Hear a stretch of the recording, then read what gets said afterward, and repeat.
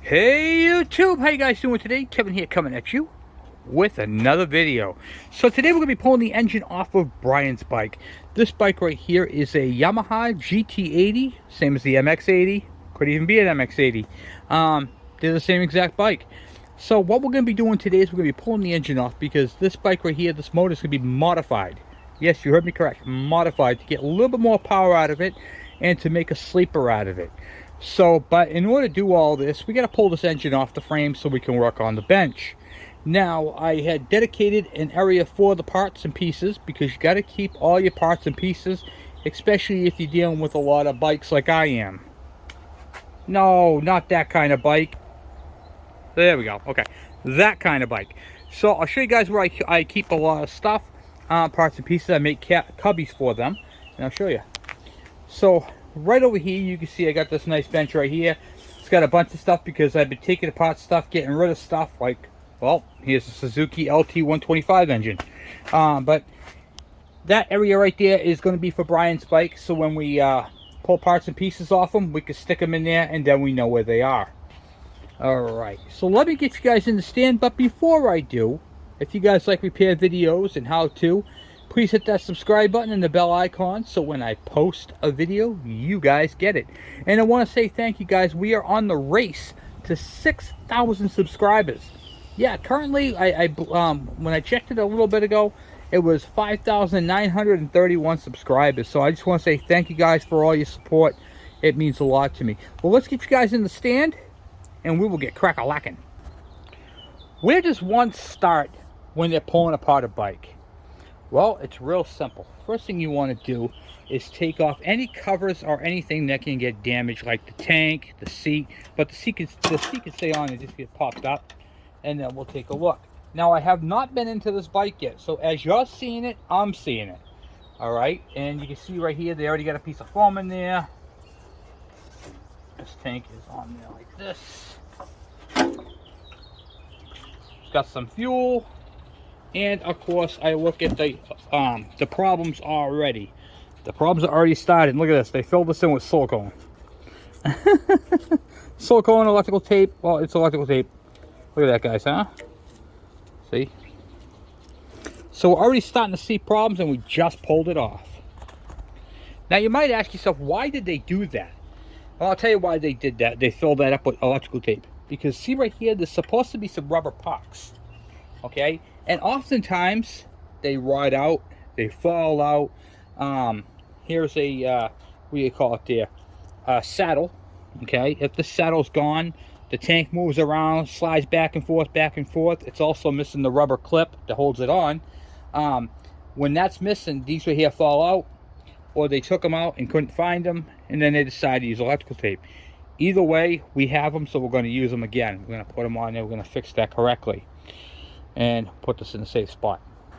Okay, so if you guys are going to be doing this type of work, here's a good thing to get. These are made by Gear Wrench right here. These are ratchet wrenches, and they're awesome, and it's pretty cool. They're on this nice little handle right here. You can put a couple of screws through them and hang them up on the wall if you'd like. And these are made by Gear Wrench. I am not sponsored by Gear Wrench, but I like to show good products, good quality tools. And I also have a Craftsman set like these, but they're not flex head. And I'll tell you, they're awesome. So they do come in handy. So first thing we're going to do is pull off the shifter.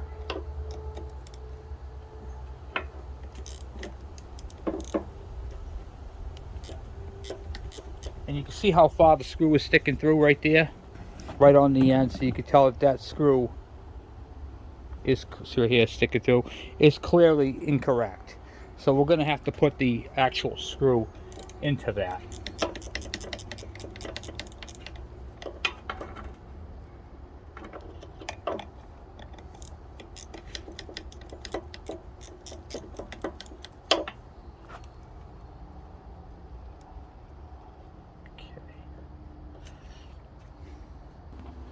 Alright, so I yanked the screw out. I didn't want to bore you guys with how long that took.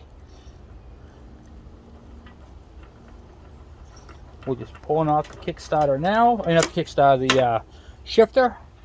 Take the old screw, screw it back into the shifter.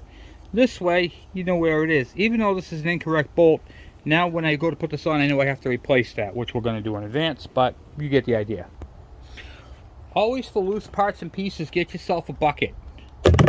5-gallon bucket or whatever you're going to use. This right here keeps the loosey-goosey parts all together, you know what I'm saying? Alright, so then we have the wiring for the motor. Comes right off the magneto, and you can see how it's all tangled up with the throttle. This bike is very basic, where it only has the kill switch, so easy enough. And then we're going to go ahead and pull the side cover off, because that's where the clutch cable is. And it also has what do you call it there, so the clutch actually moves pretty good. And I'm going to show you guys, see right here how you got the rust. I'm going to show you guys real quick why I have this here, how to fix this problem. So yeah, see that right there, how that is like that. I'm going to show you guys a real simple, cool way to fix that. Now this is for any bike right here. If you have a cable that looks like this, water can get in there and destroy this cable, but this clutch, literally, I can move it on my thumb and it feels good. So I know that the cable is good. If the cable wasn't moving, it would be considered junk.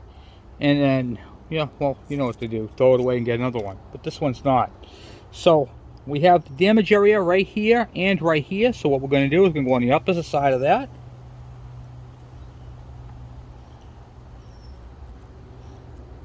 Cut it with a utility knife or a blade.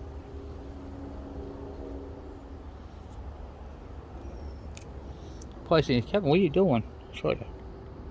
Watch sure you don't cut yourself in the process, because this is all junk. And this is a nifty way to fix a cable like this. Okay.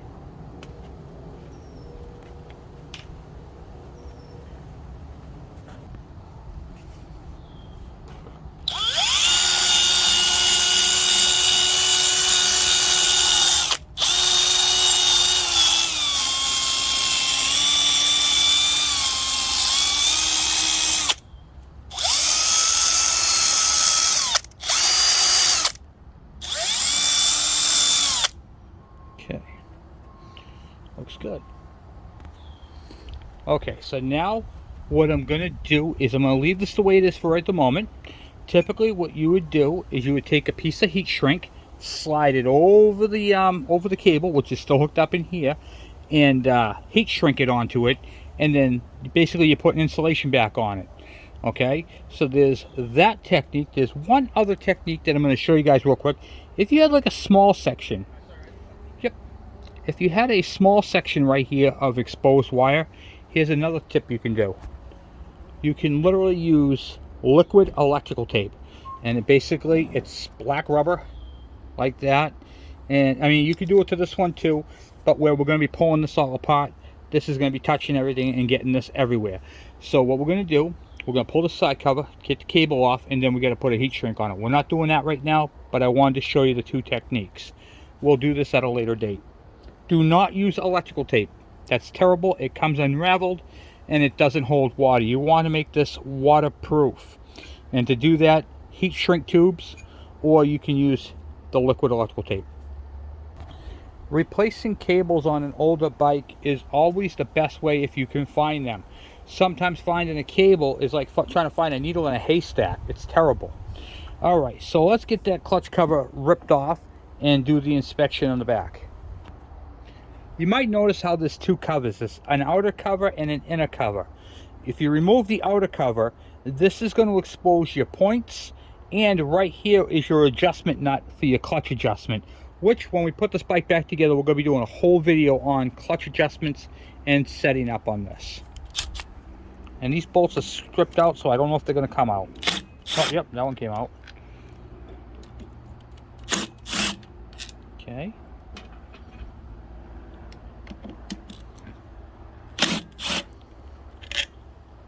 All right, cool.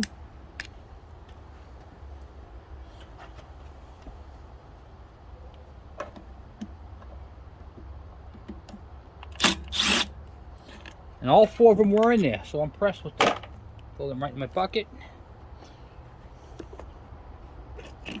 Okay. Okay, and here we go. So here's what I'm looking for in the back of this thing. You can see the spring. There's a spring in there, and the actuator is not all bent. So when you pull the clutch, it moves the actuator. This part right here moves out and pushes on the push rod right here.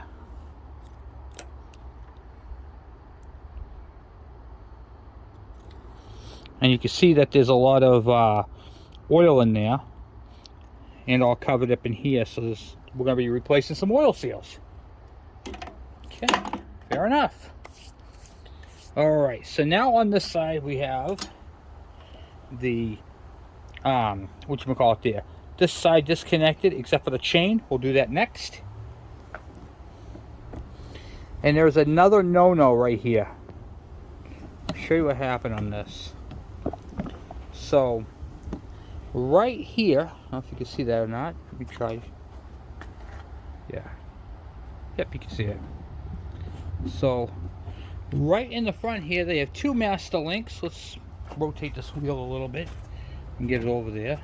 Oh, we're in gear. It's alright. Rotate that motor over. Bump the motor. Bump the motor. There we go. Okay. Alright, wow. This this is bad. Okay, I'll show you this. So, they have a master link here, and then they have a master link with extra link spaces in back of it. Let's pull that apart and take a good look at that. Okay. Let's see if we can even get this apart first.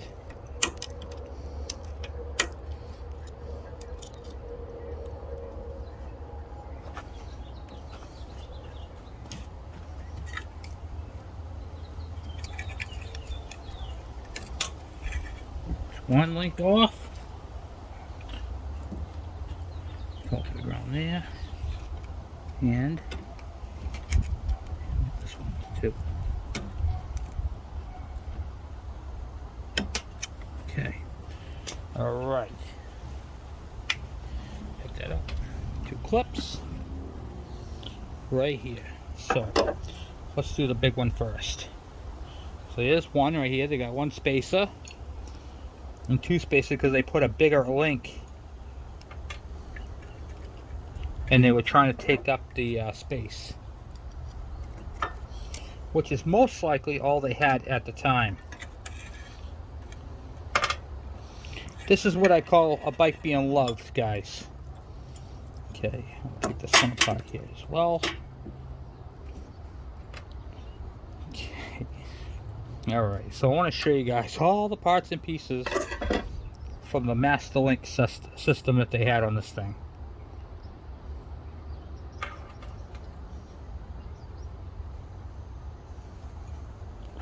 Alright. That's what they had on there. Two links. A link for the middle, three spaces, and two retaining clips. That, my friend, is ingenuity. That's making it so you can ride a bike. This chain is junk. Bye-bye, chain. You're not going back on. Okay, so now we have all that done on this side. Next thing we're going to do, we're going to switch over to the other side and get the other side disconnected. Oh, typically on this side we would disconnect the carburetor, but the carburetor was already taken off, so wasn't the metering valves and the air filter tube that comes off the back here, which he has all that in the box. So we're all set with all that carburetor stuff that goes right here. It's just not on here at the moment. So next step we're going to do is remove the exhaust. Okay, so there's two techniques to getting off that front, what do you call it there? This big giant nut right here that holds the exhaust together. Okay, on the Kawasaki's there's two nuts or sometimes they're bolts. This one right here takes what they call a spanner wrench. This is a spanner wrench right here, and you put it in those grooves. You can find them. And then you pull it and reverse it. But okay, that actually worked. All right, I say that because sometimes these things are tight. Gotta get them right on the edge. Like that. Okay. If you don't have a spanner wrench, because as you can tell, these things are a pain in the neck. So here's a groove right here. You put the hook in the groove, and then you can rotate it like that. Basically how they go. But I'm going to show you guys an easier tool that you can use to take them apart.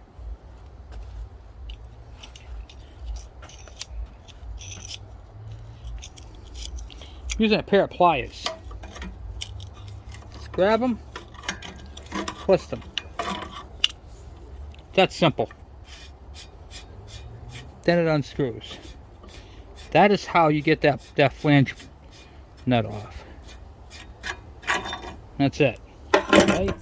Then we go to the other side. Okay, so we go to the other back here, not the other side here, and you can see how they have an American bolt, and you can tell by the 3 lines right there that they put an American bolt with a nut for a spacer to hold up the exhaust. So that's going to have to be retapped. All right. These are the type of things, guys, I run into all the time. So let me go get an American 1/2-inch wrench and take that off. Okay, so now we'll take that bolt off.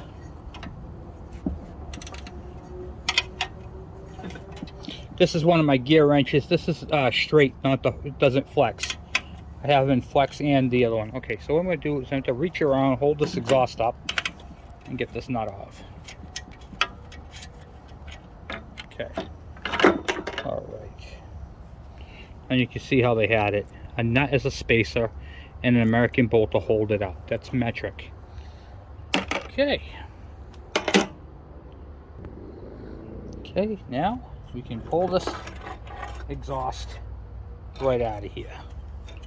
Just like that. And now we're going to take off the motor mount bolts. When you take off the motor mount bolts, you want to note which way the direction they go in or came out of, and you also want to keep them in the same spots because they are all different lengths on this particular bike. And when if you're using an impact or a ratchet, you want to take the bolt, the nut off, and then hold the other end, like the head of the bolt, and then take it off from the nut side.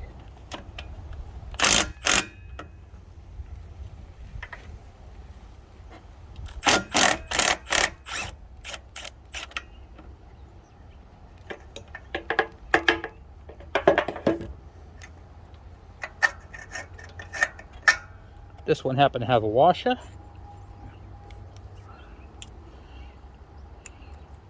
Which is telling me this has been off before, because they don't typically have those.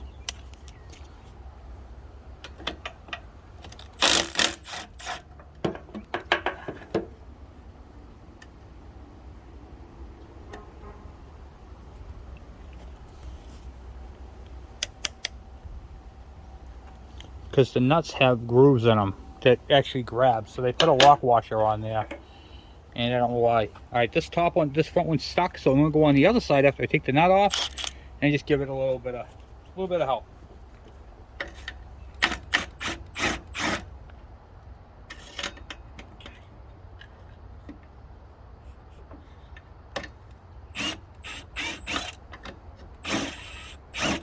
Okay. All right.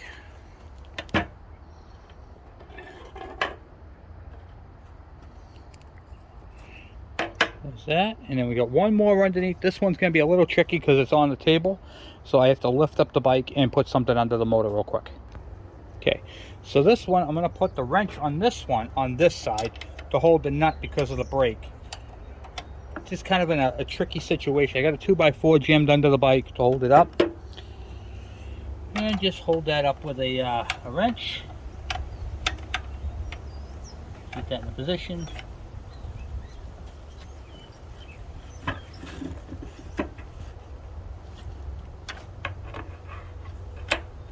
Okay.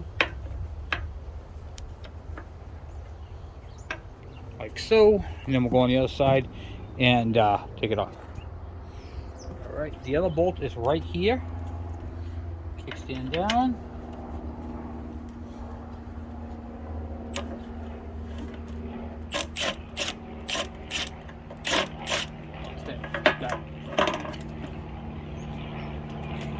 Sweet.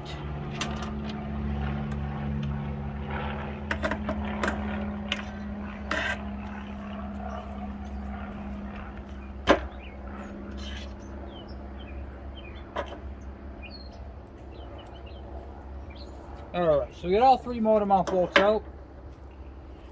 And typically, there would be an oil line for an oil reservoir on this side right here. So the way this works is there's an oil tank that goes right here. And this is the oil line for it, which is already unplugged. So we lucked out on that. So I have the oil line ran into itself. This is the vent hose, but I got to plug it up because there's oil in here. I just wanted to show you guys. This oil tank sits right here, has a mounting bolt up top, and then a little plug on the side where it fits onto. See if I can show you guys real quick. Right here's a little it pops out and goes into that hole right there on your oil tank. And the purpose for this is that right there, so it's 1 bolt, and this swings out, and then you can get to your air filter assembly. See the cavity right here for the air filter? And that just sits right on the bike like that. Alright, and now we're going to take the engine off the frame. So I'm going to grab from the front, rotate it up.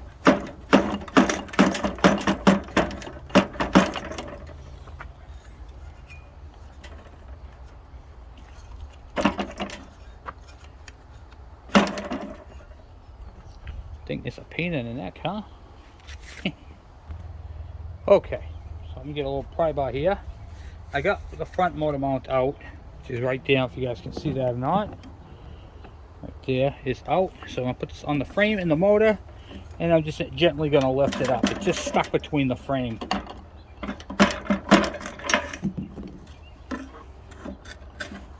Like so. See if I can't get stuck on the back part of the frame. Almost like it's been in there for too long, you know.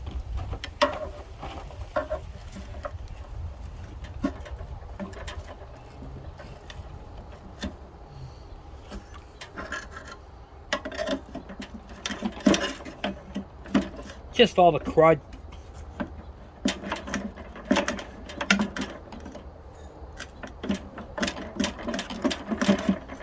Okay.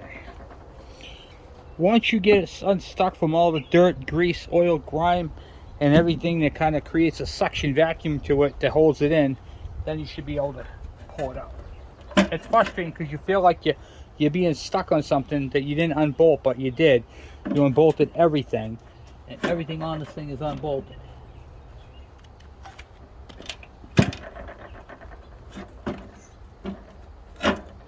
And there we have it.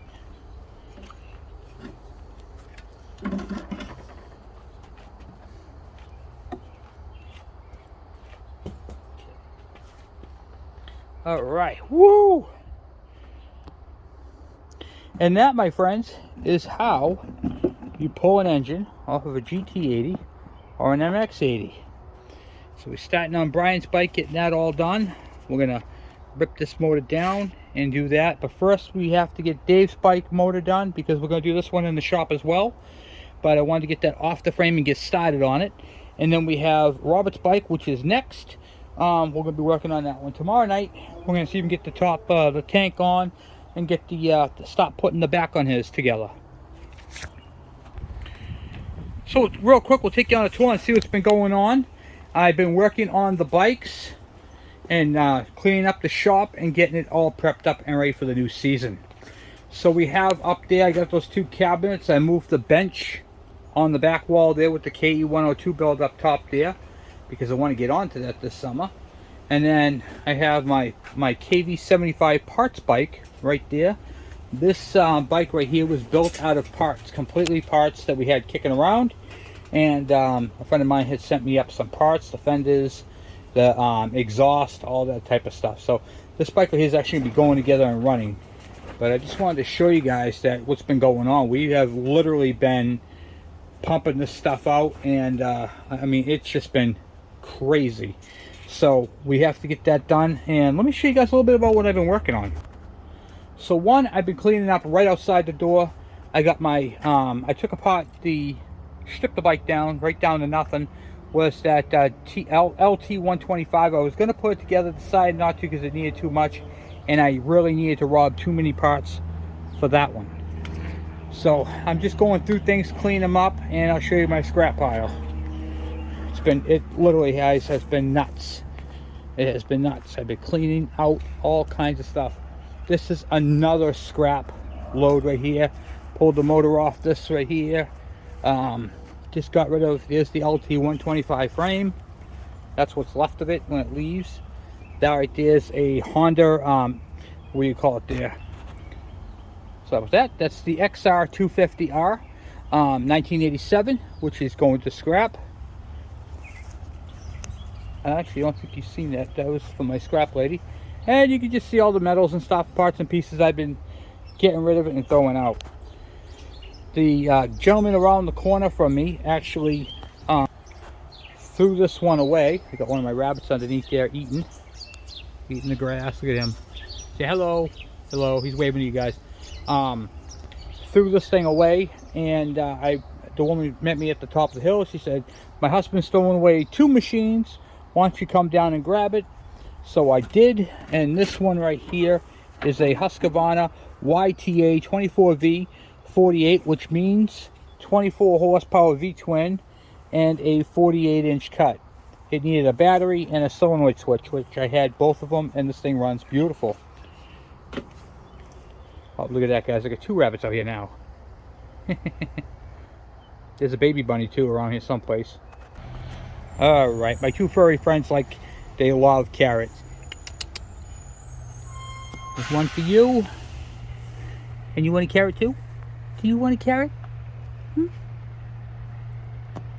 And they like carrots, especially on a nice hot day when they can have a cold carrot. So I got this machine right here, back on this one. I got this YTA 2448, and I'll show you the other one. And then there was this here John Deere. So I picked this machine up with the other one, and this one right here, I got it running, had a mouse nest underneath of it. I'm still working on it, needs an air cleaner assembly, and I got all the screws. So this one right here, I had to replace the carburetor, and I got this thing off and running.